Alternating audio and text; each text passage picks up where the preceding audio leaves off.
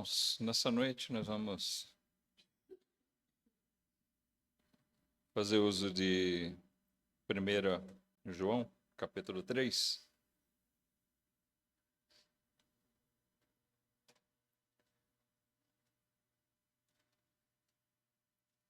Na verdade, nós vamos partir daqui do nosso assunto e vamos observar algumas coisas que a palavra de Deus nos diz no Novo Testamento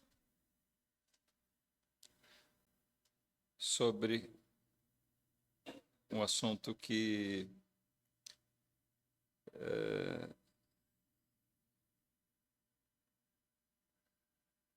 João cita nessa passagem aqui.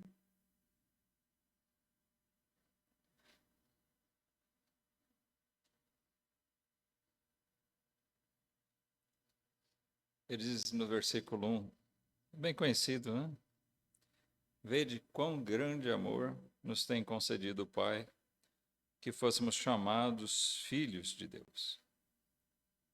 Por isso o mundo não nos conhece, porque não o conhece a Ele. Eu gostaria de falar hoje, para nós aqui, sobre esse assunto, a nossa filiação de Deus, os privilégios de filhos. Porque uma coisa é a gente ser perdoado. Ser perdoado por Deus já é fantasticamente maravilhoso. Nós não merecíamos perdão. Mas a graça de Deus, ela é tão abundante que a palavra demonstra que isso vai além. Não é um simples perdão. Tá bom, vai, eu vou te perdoar, você fica aqui quietinho. Tá?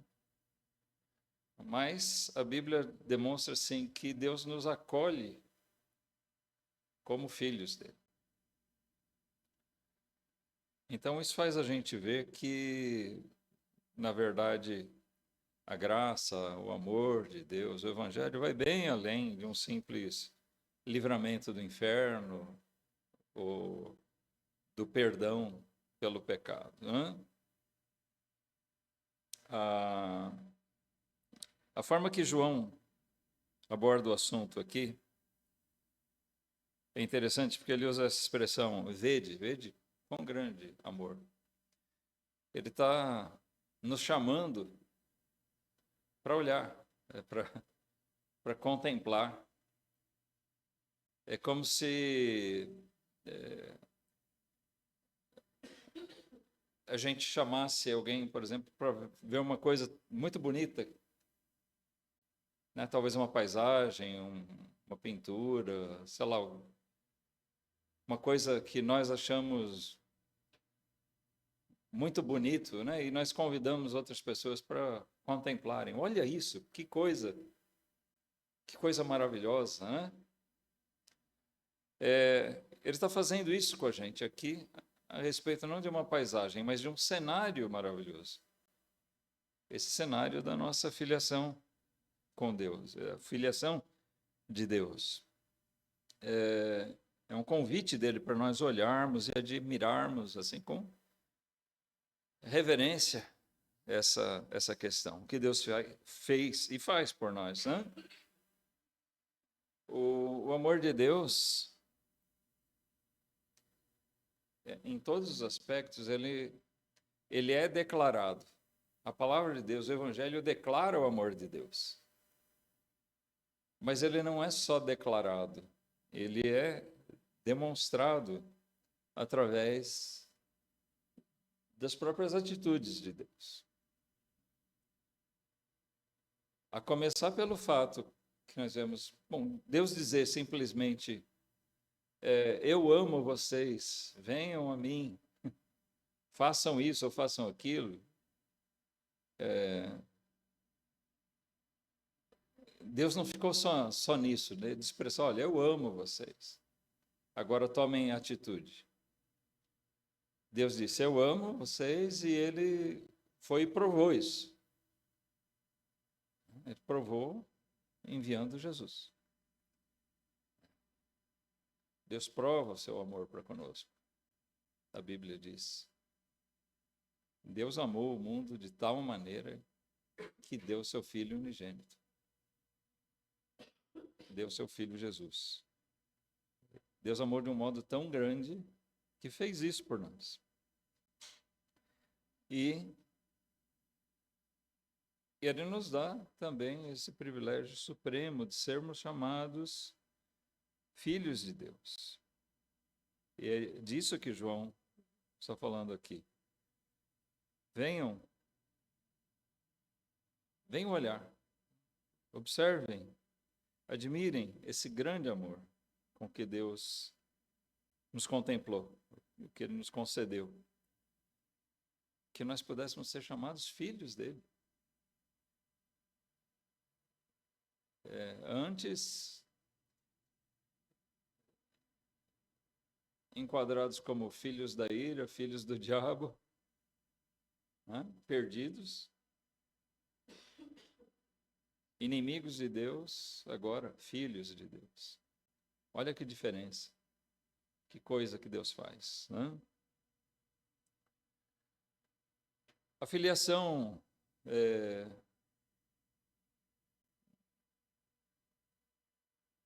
espiritual, né, que nós temos com Deus, ela não é natural, ela é sobrenatural. Nós vemos isso lá em João, no Evangelho, João, no capítulo 1.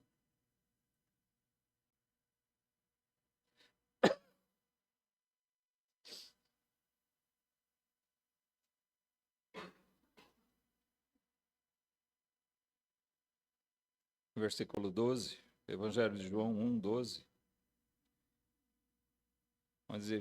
Onde ele diz, mas a todos quantos o receberam, deu-lhes o poder de serem feitos filhos de Deus, aos que creem no seu nome, os quais não nasceram do sangue, nem da vontade da carne, nem da vontade do homem, mas de Deus. Olha só que maravilhoso, né? Todos quantos receberam ao Senhor Jesus. João está dizendo aqui, todos que receberam Jesus estão enquadrados nisso. Deus nos deu o poder, a capacidade de sermos feitos, não só chamados, mas efetivamente feitos, tornados filhos de Deus.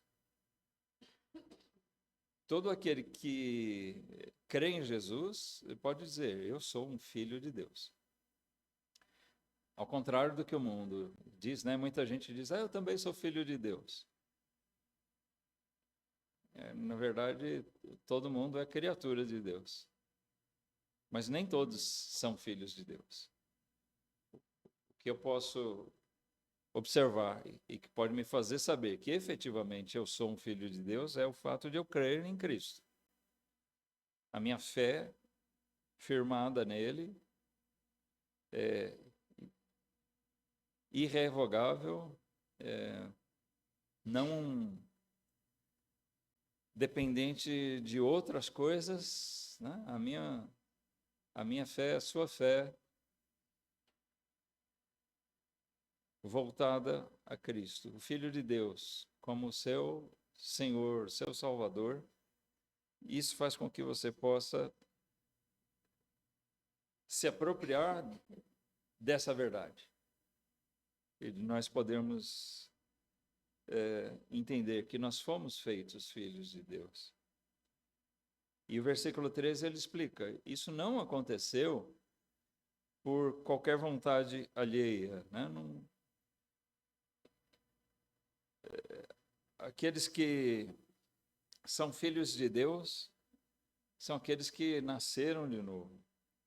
Mas eles não nasceram do sangue, da vontade da carne, nem da vontade do homem. Não é da vontade humana, nem minha, nem sua, nem de qualquer pessoa, qualquer outra pessoa. Mas isso vem pela vontade, pela operação de Deus mesmo. Ele se habilitou em dizer, eu vou fazer desse reles pecador aqui, eu vou fazer dele um filho meu.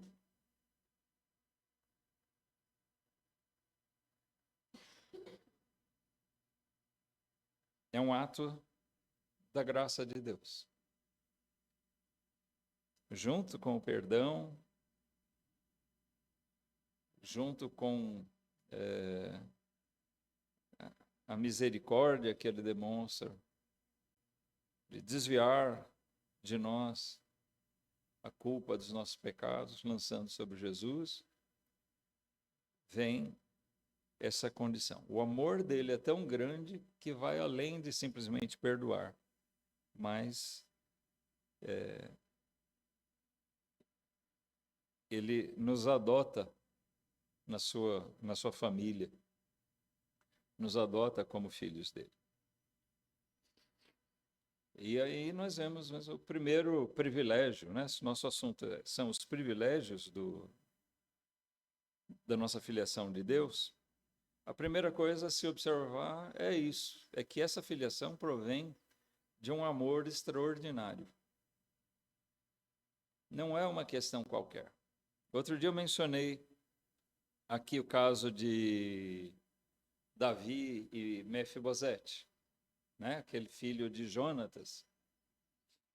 O Mefibosete era um órfão, adulto já, mas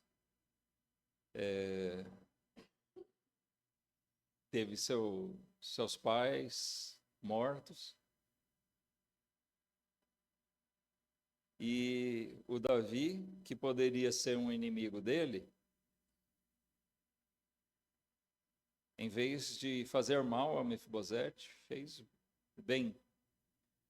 Não só falou, olha, Mefibosete, pode ficar tranquilo que eu não vou fazer nada para você, tá?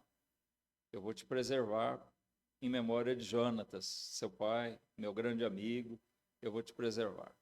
Mas nós vimos que ele foi além, né? Falou, não, Mefibosete, vem aqui, você vai ter seus bens, os bens que pertenciam ao seu avô, o rei Saul, que seriam por direito de herança do seu pai e seu, vão ser seus. Mas mais do que isso, você vai se assentar aqui junto com os meus filhos, você vai ser como um filho meu. Você vai se assentar à minha mesa, você vai comer pão na minha mesa. A gente observa que Davi foi além de um simples perdão. Ele não só exerceu misericórdia para com o Mefibosete. Ele exerceu um amor. Foi uma atitude de graça da parte de Davi para com ele. Então, assim, vamos dizer assim, num âmbito muito maior do que isso, é o que Deus faz com a gente. Nós somos perdoados e somos recebidos como filhos dele,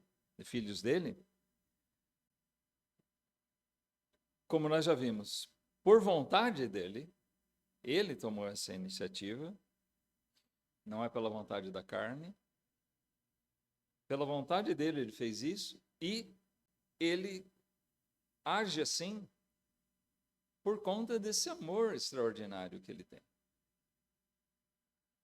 Não era nosso direito assentarmos na mesa de Deus. Mas é o que ele faz com a gente. João destaca lá no nosso versículo inicial: vede quão grande amor. É bom a gente atentar para cada palavra que ele diz. O que ele está querendo destacar. Não é só, vejam o amor de Deus, como é. Mas ele está chamando atenção para nós enxergarmos o tamanho disso. O quanto a gente puder observar.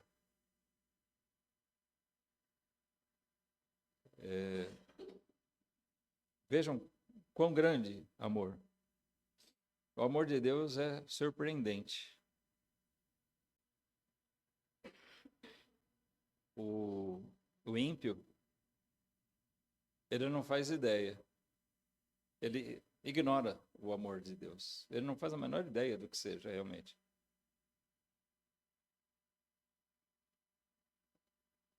Quando se prega o evangelho de uma maneira atabalhoada, e como muita gente faz, simplesmente, né, aquela coisa, Jesus te ama, soa bonito, e a pessoa pensa, bom, então eu vou...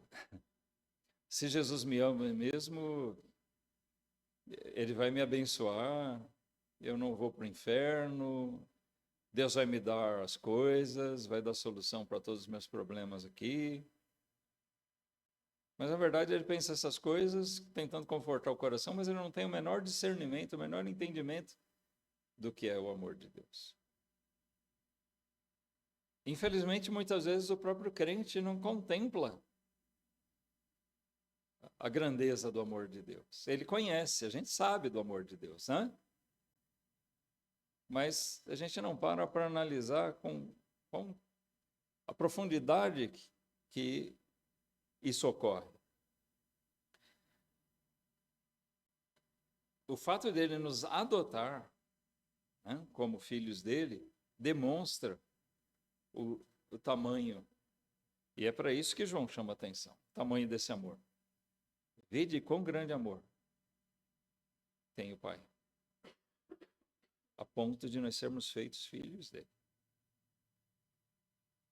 Você, pecador, que merecia inferno, condenação, distância de Deus, separação dele, né? Nós estávamos destituídos da glória de Deus, longe da presença dele.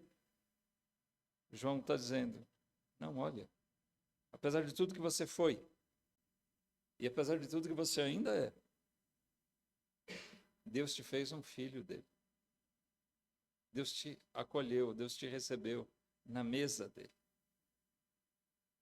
Nós comemos a mesa do Senhor.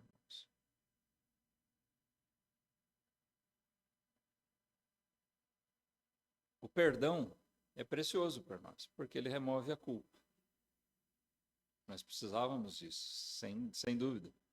Mas a adoção de Deus, ela acrescenta a nós coisas novas.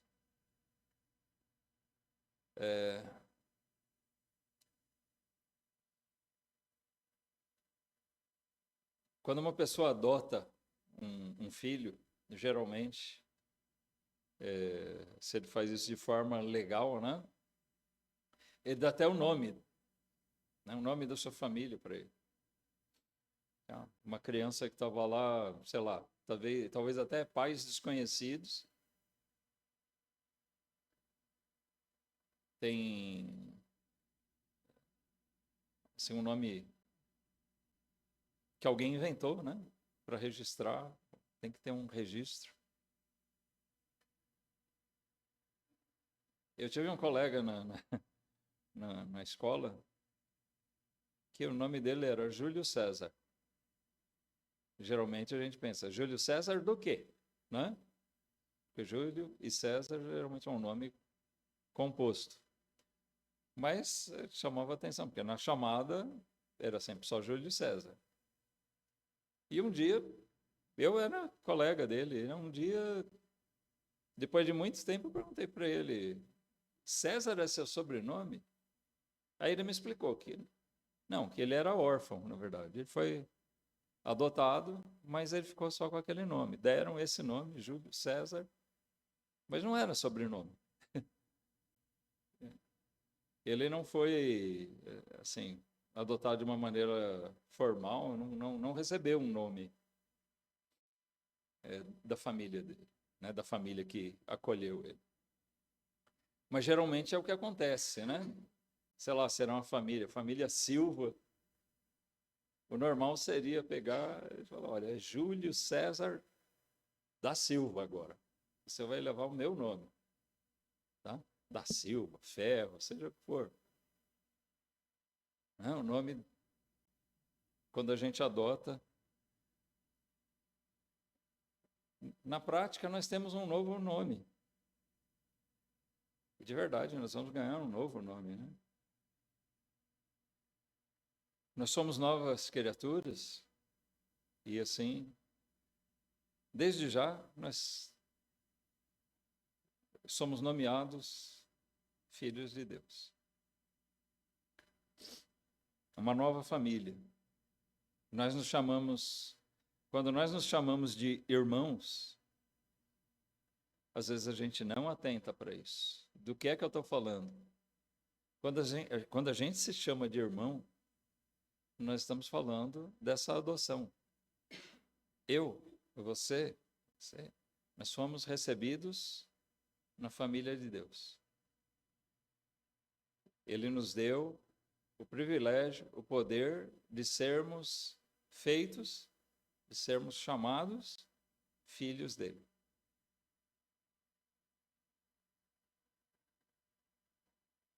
Então, quando a gente usa esse título, vamos dizer assim, para se dirigir um ao outro, não é uma coisa qualquer.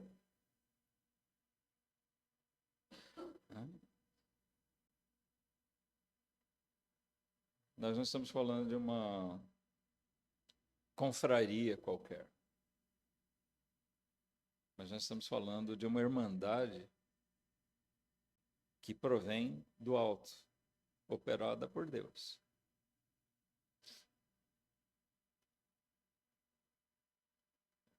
Efetuada por Deus por conta desse tão grande amor dele.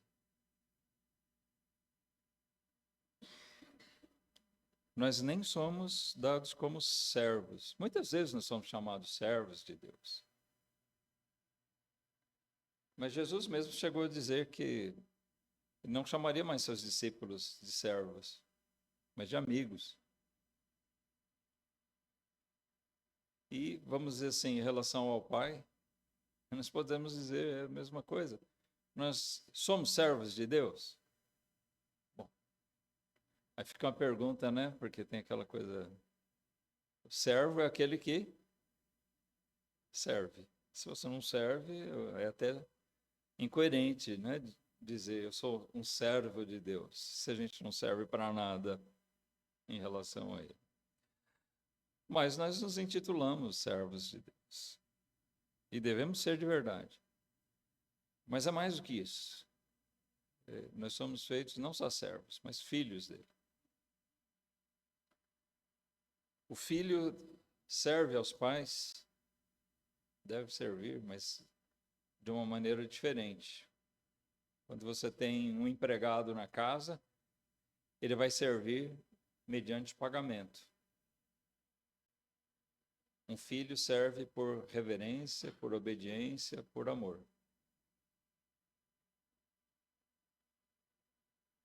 E assim nós devemos servir a Deus. A filiação é, irmãos, o mais alto grau de relacionamento que nós podemos ter com Deus.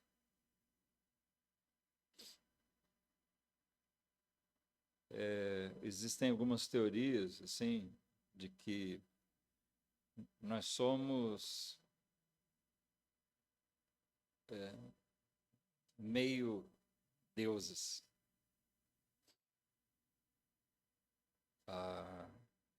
Algumas crenças pagãs, né,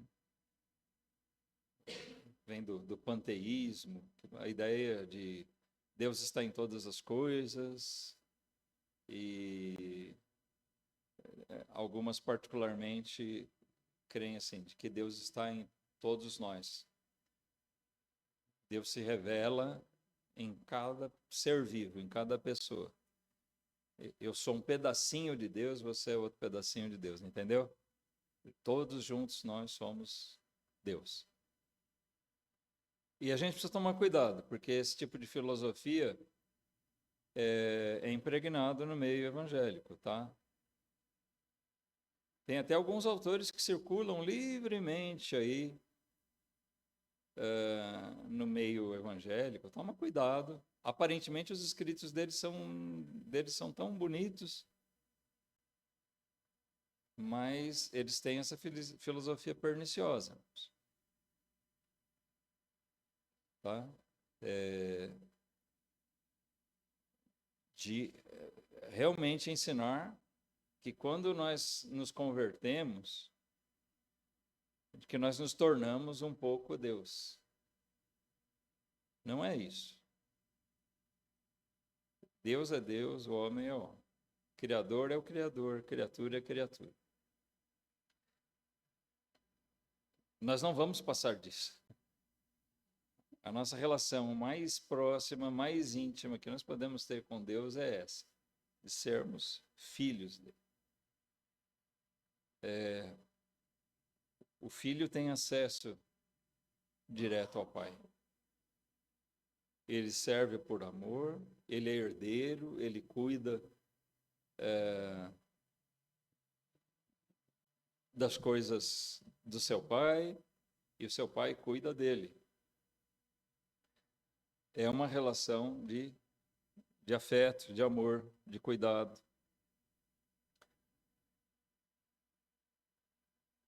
E nós devemos observar também que esse direito que nós adquirimos não foi conquistado.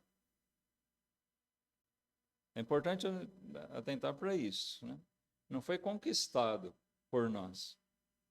Nós não temos nenhum mérito nisso. É efetivamente um presente de Deus. A gente poderia dizer assim, é um tipo de bônus da salvação, né? Quando é um algo a mais. E não é uma coisa qualquer.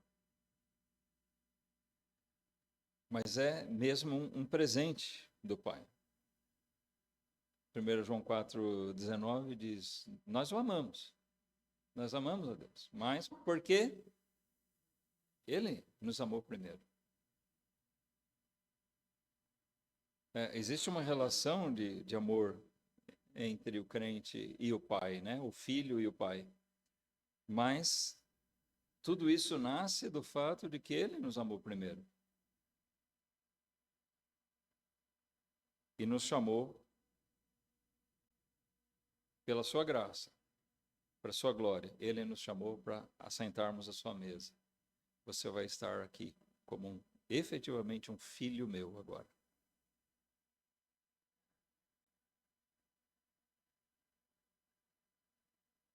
Nós temos como privilégio também o que nós poderíamos chamar assim de uma nova identidade.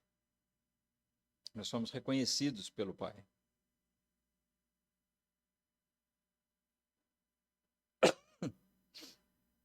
Em Romanos 8,15, irmãos.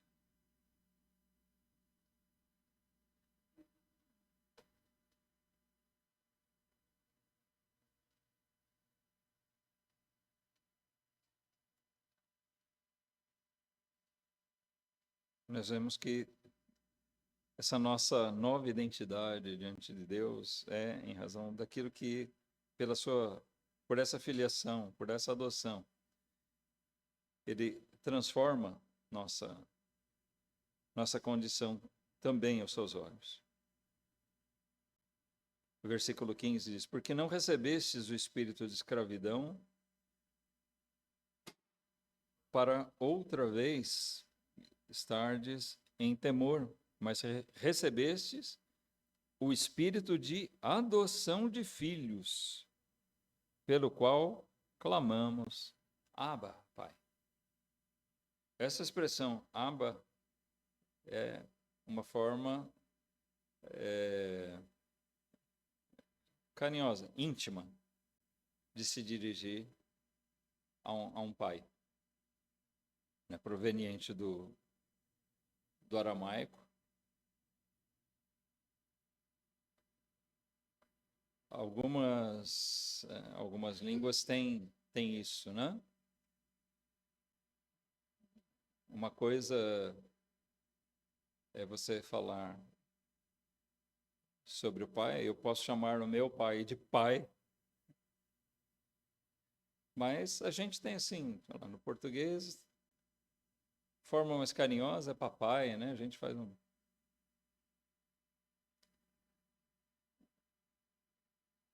a gente se dirigir, às vezes, aos nossos pais dessa forma. No italiano, por exemplo, né, eu comparo sempre com isso, mas pai é padre, né? Padre. Mas existe uma forma íntima que só o filho pode usar em relação ao seu pai, que é il babbo, né? Il mio babbo. É a forma. Só o filho pode se referir àquela pessoa, ao pai, dessa maneira, porque é uma forma carinhosa dele falar. É diferente de determinar, né, simplesmente o grau de parentesco. Então, é mais ou menos dessa maneira que Paulo explica aqui que nós temos nossa condição tão modificada que agora nós, antes escravos do pecado, e é claro, como escravos do pecado, nós deveríamos andar debaixo de medo, temor. Aqui não é aquele temor de reverência, mas de medo mesmo de Deus. Mas ele diz, nós não andamos mais com medo de Deus. Agora nós temos em relação a Ele, né, uma condição diferente. E Ele nos vê como seus filhos, e nós temos entrada a Ele, nós temos aquela liberdade, aquela intimidade do meu Pai. Né?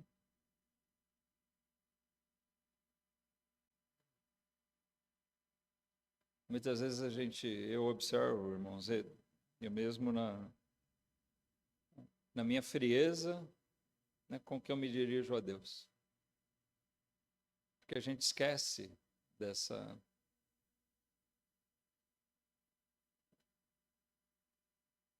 coisa tão profunda que existe no nosso relacionamento com Ele. Não é simples, Pai. Uma coisa fria. Meu Pai, o Criador do mundo, aquele que me amou de tal maneira que deu o seu Filho, de verdade, o unigênito, para me fazer também um filho dele. A atitude de Deus para conosco não foi nada fria, irmãos. Mas muitas vezes nós retribuímos dessa maneira. Quando a gente ora e se dirige a Deus, meu Pai,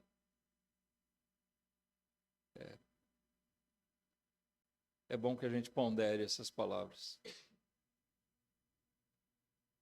Que precioso é poder se dirigir a Deus, dizendo: meu Pai querido, Abba, Pai. Foi dado esse direito para nós. Reverente, né? Uma coisa a gente fala às vezes, ter intimidade com alguém não quer dizer você ser desrespeitoso com ele.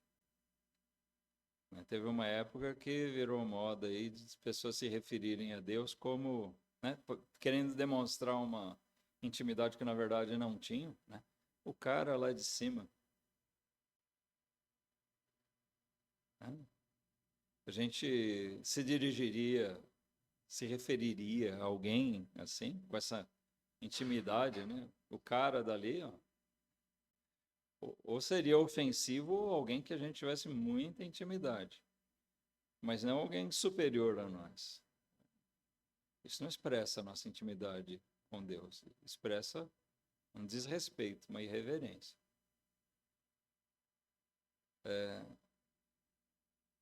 Nós temos a intimidade com Deus, mas é uma intimidade reverente, respeitosa.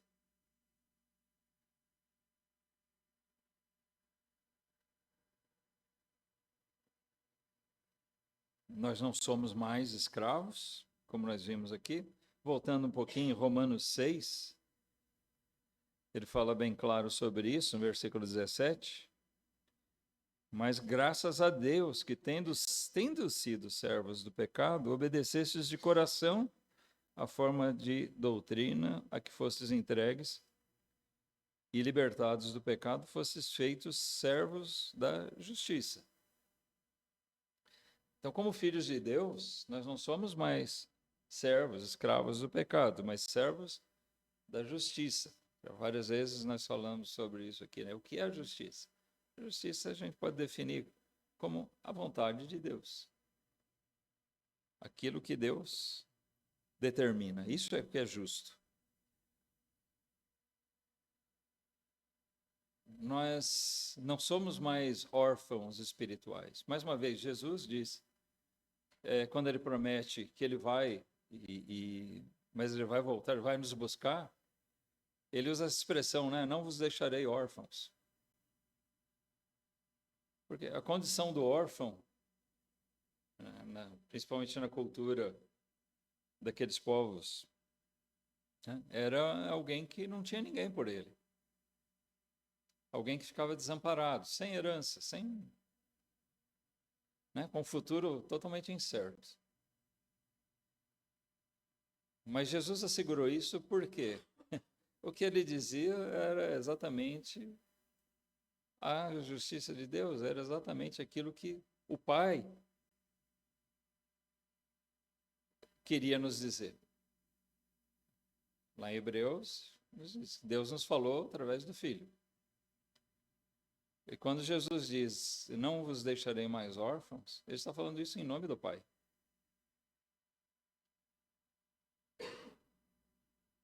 Aquele que, pela graça de Deus, foi acolhido como filho dele, irrevogavelmente. Ele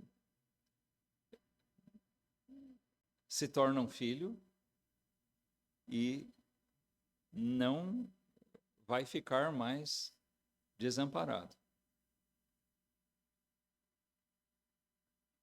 Nós passamos muita tristeza, dificuldade, nós estamos sujeitos a todas as dificuldades dessa vida aqui, irmãos. Mas uma coisa que diferencia de verdade o crente é que nós lidamos com as coisas aqui, nós aprendemos a viver e lidar com as coisas aqui, baseados naquela esperança e na certeza de que nós estamos debaixo do cuidado de Deus. Do cuidado do nosso Pai.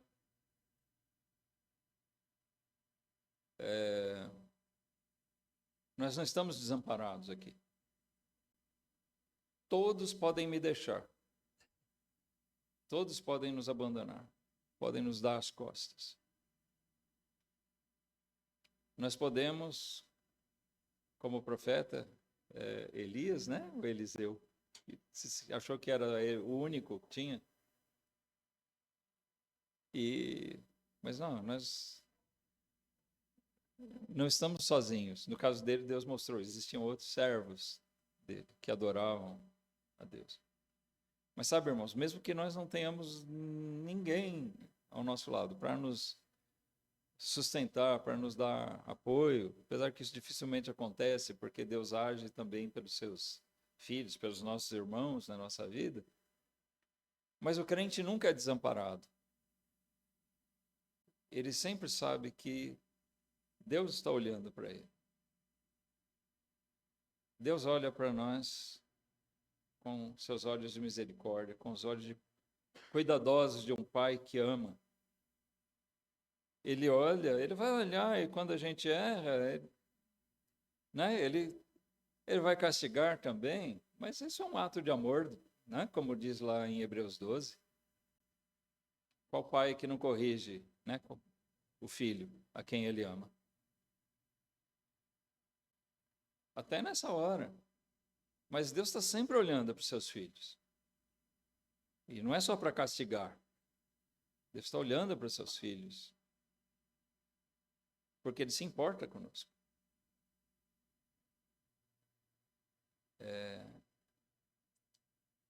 Olha, isso não está nem no texto, irmãos, mas um privilégio vou acrescentar aqui, um privilégio que nós temos de apanhar de Deus.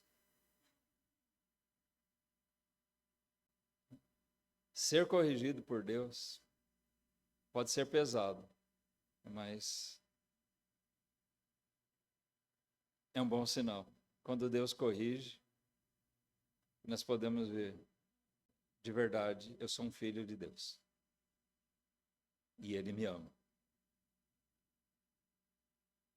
Porque a Bíblia mesmo diz que aquele que não é corrigido, mesmo que ele se diga um filho, ele não é um bastardo, né? Um filho falso. Deus não vai se importar de corrigir ele.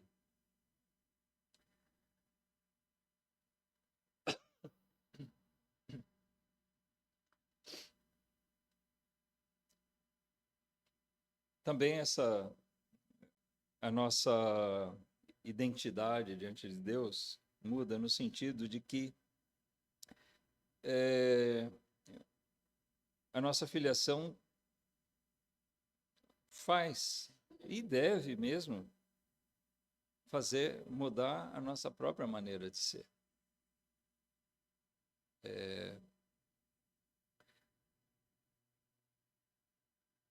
De novo, a gente tem que olhar para a motivação correta. É lógico que nós devemos temer o peso da mão de Deus, como nós falamos agora. Ninguém, não é agradável ser corrigido por Deus, não. Assim, no sentido de, né, é melhor não ter. Se nós somos corrigidos, tem o aspecto bom de eu ver que Deus realmente se importa comigo, meu pai está me corrigindo, se importa comigo, ótimo.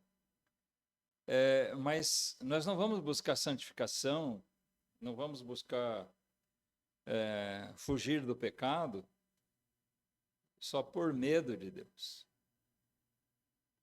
mas porque é natural que o filho que tem um bom pai, que ele queira se parecer com seu pai. É lógico que isso, falando isso humanamente, tem muitas restrições. Eu imagino assim que dizem, os filhos têm aquela fase, né, de criança, onde o pai é a pessoa mais fantástica do mundo. Depois isso vai mudando, né? Quando vai chegando na adolescência, meu pai não é tão bom assim. Chega aquele ponto, às vezes, de rebelião. Meu pai, na verdade, é um babaca, né? Meu pai é ultrapassado, meu pai... Mas depois a gente vai amadurecendo e vai enxergando certas coisas. E é inevitável que a gente comece a enxergar algumas das virtudes que nossos pais têm. Nós temos que considerar, existe muita imperfeição nossa, humana. E alguns pais realmente, vamos dizer assim, têm mais defeitos do que virtudes. Mas, via de regra, nós passamos a enxergar e conseguimos enxergar virtudes deles. E quando a gente enxerga isso, a gente tem vontade de ser como ele. Olha, eu gostaria de ser como meu pai, dessa maneira. Eu lembro do meu pai, assim, tem muitas coisas que eu gostaria de ser como ele. Algumas, acho que eu não tenho aptidão, né, para aquilo. Mas admiro muitas coisas que eu pude enxergar na pessoa do meu pai e, de fato, gostaria de copiar. Mas, irmãos, nós estamos falando agora não de um pai imperfeito, um pai humano, mas Deus, né? Então, é natural que a gente deseje se espelhar mais em Deus. O filho que contempla seu pai,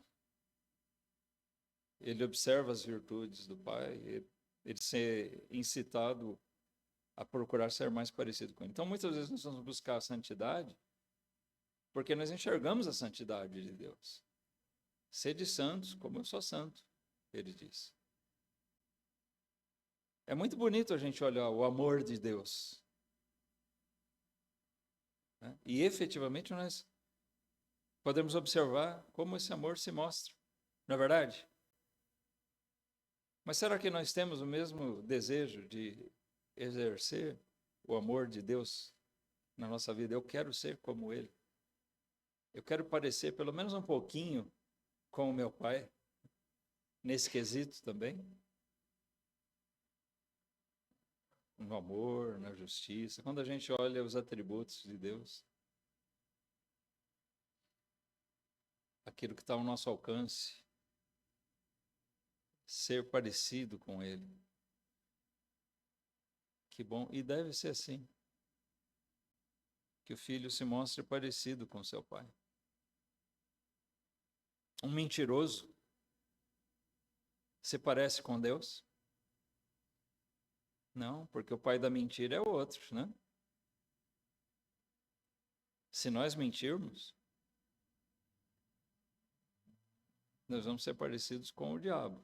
Será que o diabo é nosso pai? Estou dando isso como exemplo, né? Mateus 5.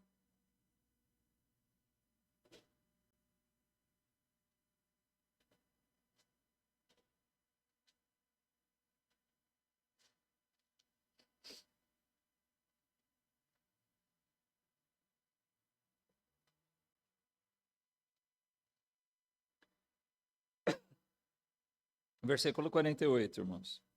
Mateus 5, 48. Jesus, palavras de Jesus, ele diz assim: sede vós, pois, perfeitos,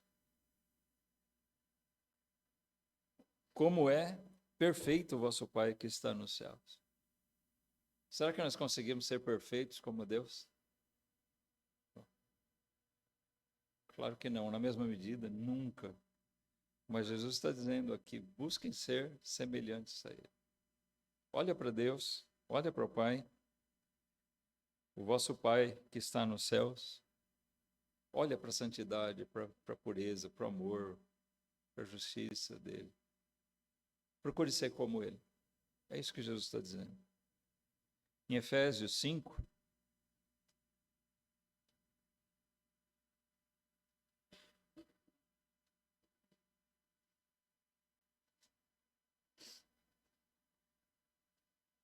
também Paulo fala aqui, né? Efésios 5:1, sede, pois, imitadores de Deus.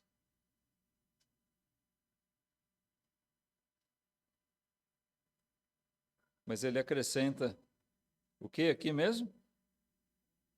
Sede, pois, imitadores de Deus, como filhos amados.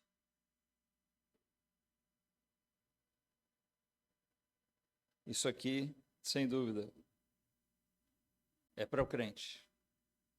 É para aquele que verdadeiramente foi feito por Deus, um filho dele. Procure imitar a Deus. Ainda aqui em Efésios, irmãos, volta para o capítulo 1.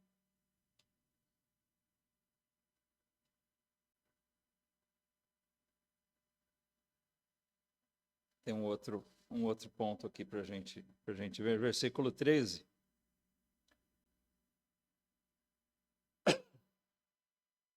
Vamos ver desde o 12, vai.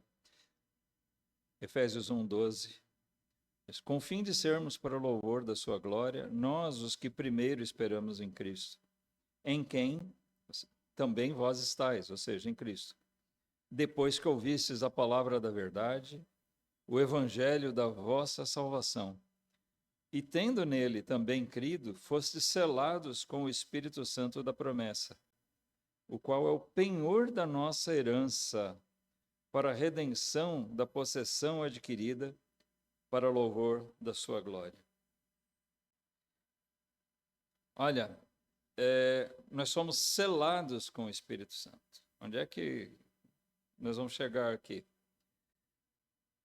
Ele está falando que nós somos selados com o Espírito Santo. É um lacre de Deus naquilo que Ele faz por nós. Ele está dizendo, está demonstrando assim, que é irrevogável essa filiação. Uma vez que nós fomos feitos salvos e filhos de Deus, nós somos selados pelo Espírito Santo nessa condição. Nós não vamos perder nunca isso. Então posso pecar à vontade? Romanos 6 explica muito bem isso, né? Se eu sou um filho de Deus, se tem a semente de Deus em mim, se eu sou selado pelo Espírito Santo, eu vou querer viver no pecado? É claro que não. Eu vou querer seguir o que Jesus disse. Ser perfeito como meu Pai. Eu vou querer ser como Paulo, imitador de Deus.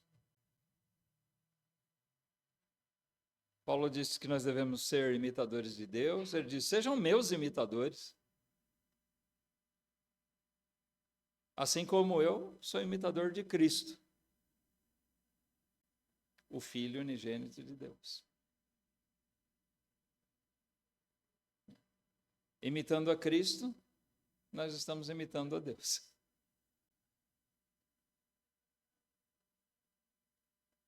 Então, o que nós vemos é que essa identidade nova como filhos de Deus é um privilégio permanente, definitivo.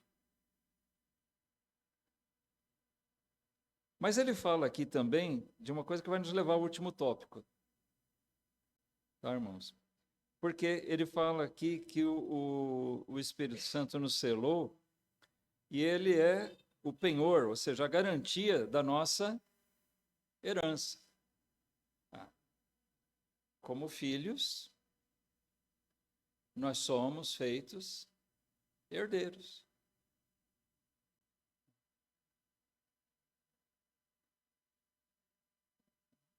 Na nossa sociedade é assim. O patrimônio, o bem que os pais constroem, quando eles morrem, geralmente eles deixam para os seus filhos, né? Até em alguns países existe uma questão assim, testamento.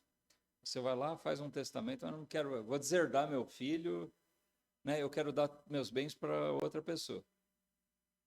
Você sabe que aqui no Brasil você pode fazer um testamento também, mas não vale nada, tá? O que prevalece é o direito de herança da família. Se a família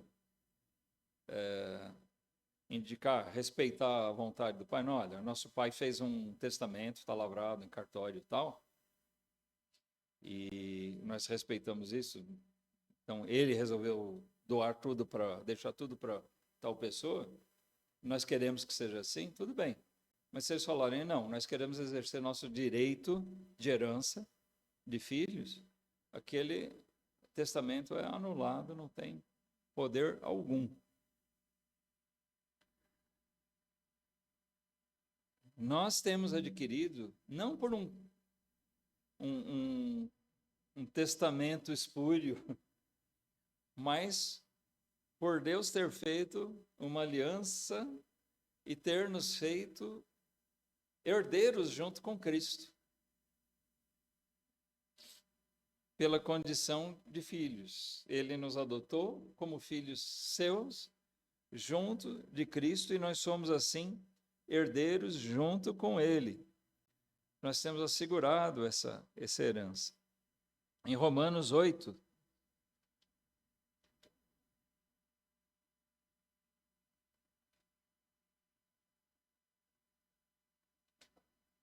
versículo 17, ele diz assim, olha, e se nós somos filhos, somos logo herdeiros também. Verdadeiramente herdeiros de Deus e co-herdeiros de Cristo. se é certo que com ele padecemos, para que também com ele sejamos glorificados. Se nós estamos vivendo aqui realmente como cristãos, né? Isso demonstra a nossa verdadeira filiação de Deus. Eu disse, se nós somos filhos, lembre disso. Como um filho, você é herdeiro. O herdeiro legítimo é o filho. Deus tem um filho unigênito, mas que em outros lugares é chamado de primogênito.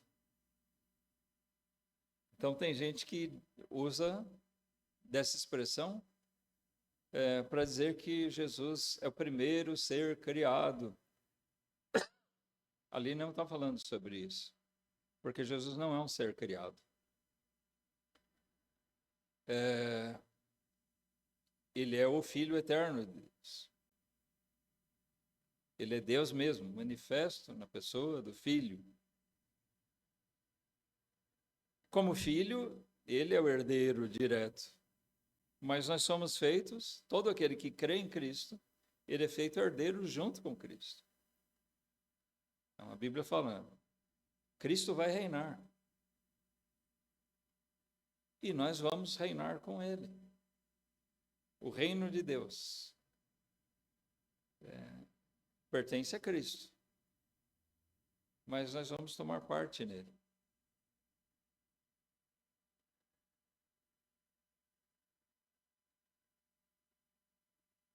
Existe uma herança reservada nos céus para nós. 1 Pedro fala sobre isso. 1 Pedro 1.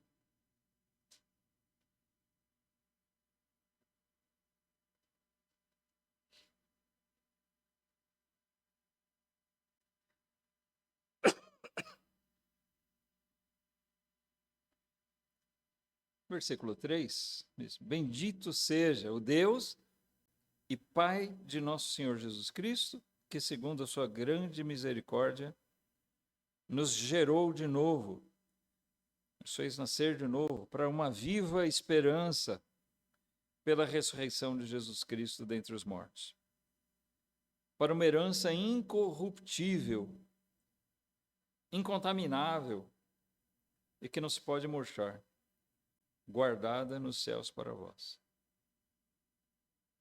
O Pai tem uma herança guardada. Para quem? Está guardada nos céus para vós, diz ele, né? Para nós, lemos aqui hoje. Como filhos, nós somos herdeiros. Olha o privilégio, nós somos herdeiros de Deus.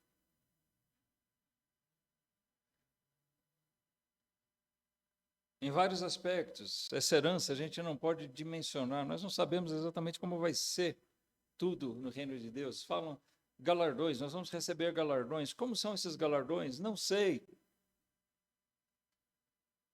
Mas o Pai vai nos abençoar com presentes. Além da salvação, nós vamos ser abençoados por Ele, como um Pai que ama e que gratifica, reconhece o bom filho, fiel. Que prazer vai ser isso. Por mais que nós sejamos falhos, irmãos, mas se nós servirmos a Deus, se nós padecermos com Cristo aqui, como nós lemos agora há pouco, e nós vamos chegar lá sabendo que nós não somos merecedores de nada, mas na eternidade nós vamos ter nosso Pai ainda nos presenteando. É uma surpresa, né? O amor de Deus é surpreendente. A gente não sabe exatamente como vai ser isso.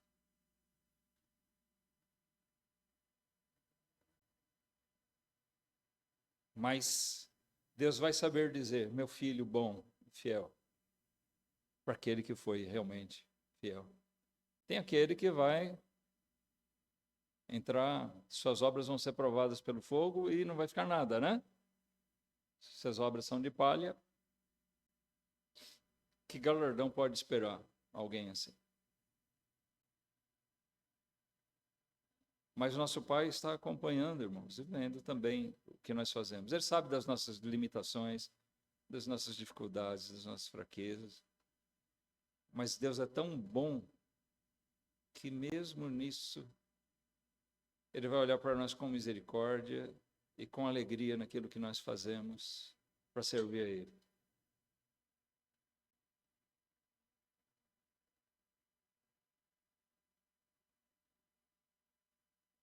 Além de tudo aquilo que nos é dito a respeito da Nova Jerusalém, tudo ali em figuras, né? Mas tudo ali mostra um cenário maravilhoso, uma coisa muito superior ao que nós temos hoje.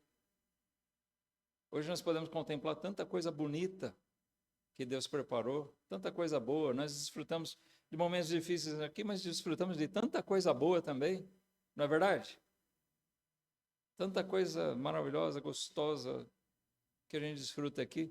Mas nada disso aqui é de se comparar com aquilo que o Pai tem reservado para nós. Nós vamos ter um monte de coisas e mais galardões. Nós vamos ter um corpo semelhante ao de Cristo. Olha que privilégio, né? Nós vamos ser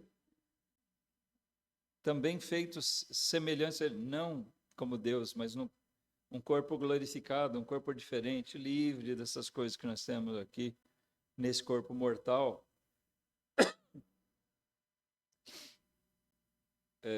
A gente volta lá para 1 João, e nós vamos concluir aqui, onde nós começamos.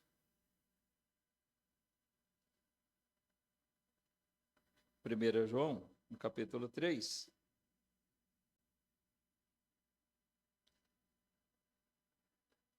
Porque aqui nos versículos seguintes, nós lemos o versículo 1, né? Mas olha, que quando ele fala sobre essa filiação, o privilégio de sermos chamados filhos de Deus, ele fala no versículo 2, amados, agora somos filhos de Deus e ainda não é manifestado o que havemos de ser. Mas sabemos que quando ele se manifestar, seremos semelhantes a ele. Porque assim como é, o veremos. Nós vamos ser semelhantes, feitos semelhantes a Cristo. Estou falando aqui da questão do corpo glorificado, que Paulo explica bastante lá no capítulo 15, né, de Coríntios, quando ele fala sobre a ressurreição.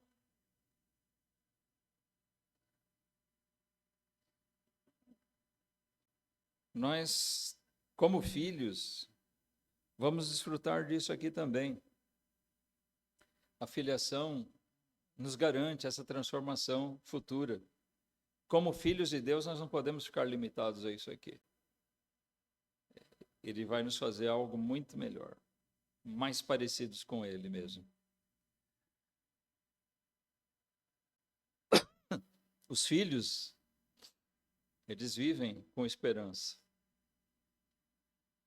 O amor de Deus nos salvou, Ele nos destinou à glória dele, né? Mas, mais do que isso, a gente vê aqui no versículo 3 também que nós temos essa esperança, que ele falou no versículo 2, e versículo 3, e qualquer que nele tenha essa esperança, purifica-se a si mesmo, como também ele é puro. Quer dizer, a gente já começa a se preparar aqui para essa glória eterna. Se o nosso alvo é alcançar aquele dia em que nós vamos ser semelhantes a Ele, bom, nada mais justo do que nós já buscarmos isso desde já. Nós temos dentro desse privilégio todo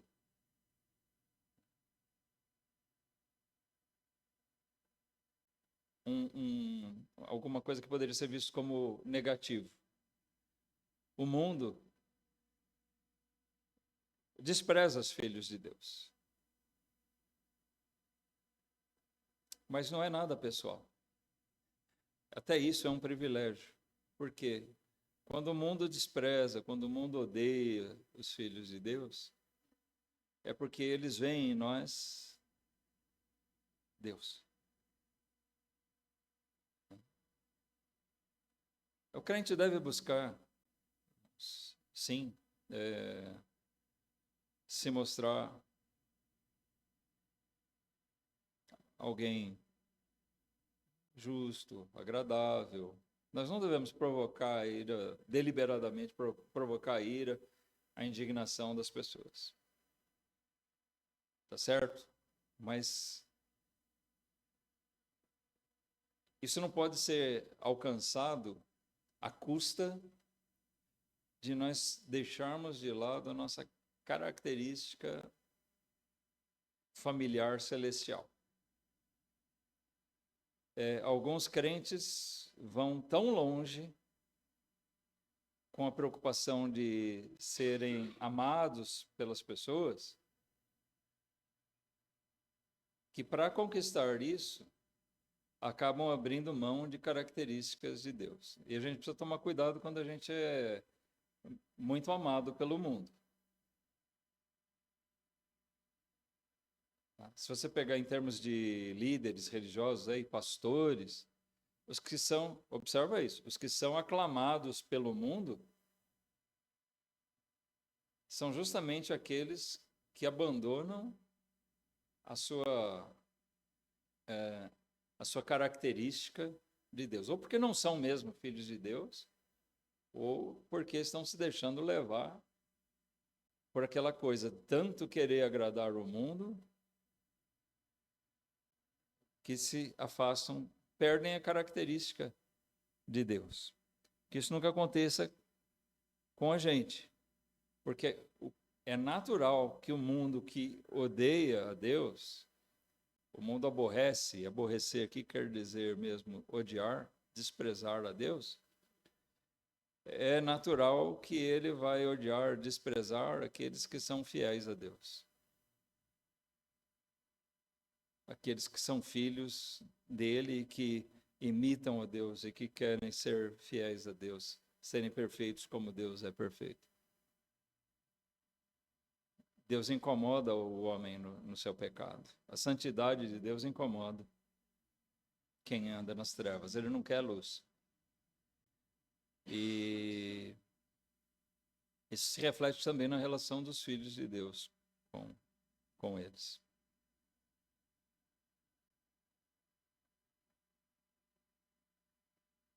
Nossa vida se distingue naturalmente pela presença de Deus, né? João 17:14, a gente vai agora sim desfechar com essa passagem, irmãos.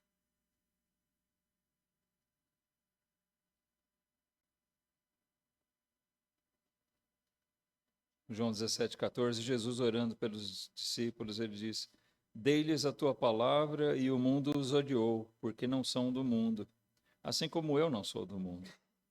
Não peço que os tires do mundo, mas que os livres do mal. Não são do mundo, como eu do mundo não sou. Jesus está dizendo aqui, existe uma distinção. Os filhos de Deus são diferentes.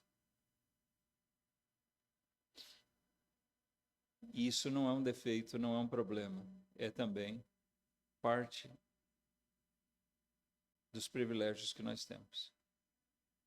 Sermos diferentes do mundo. Por quê? Porque nós somos feitos para sermos semelhantes a Deus, sermos semelhantes a Jesus.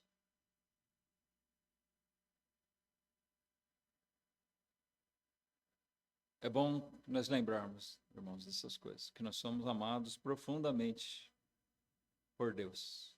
Amém? Ele nos fez seus filhos por causa de um amor extremo, um amor maravilhoso. E assim nós somos reconhecidos por Ele, tratados como filhos de verdade. E herdeiros de um futuro glorioso com Ele. somos herdeiros de Deus. Ser filho de Deus é um privilégio, qual nós devemos desfrutar.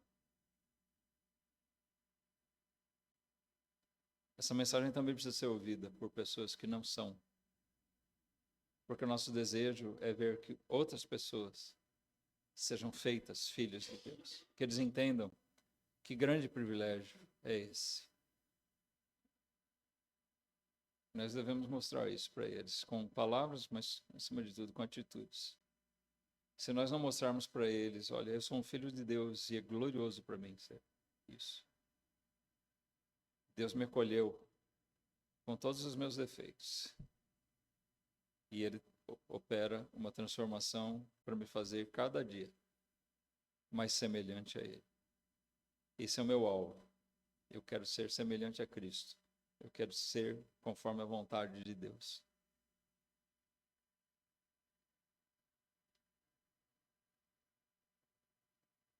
Eu creio que essa era a mensagem mais preciosa que os apóstolos tinham para pregar. Eles anunciavam Jesus, testificavam dele, mas eles estavam ali correndo o risco de serem mortos, como de fato foram. Né? Mas eles demonstravam que eles estavam prontos a pagar um alto preço, porque eles queriam ser como o seu Senhor. Eles queriam ser perfeitos, como o Pai deles é perfeito. Assim como Jesus ensinou. Jesus disse para os seus discípulos, para os apóstolos, sejam perfeitos, como o vosso Pai é perfeito. Eu acredito que grande força do Evangelho que impulsionou a pregação e a conversão de tantas pessoas tenha sido isso ser demonstrado pela vida daquelas pessoas. E é preciso realmente que a gente procure demonstrar isso na nossa vida também.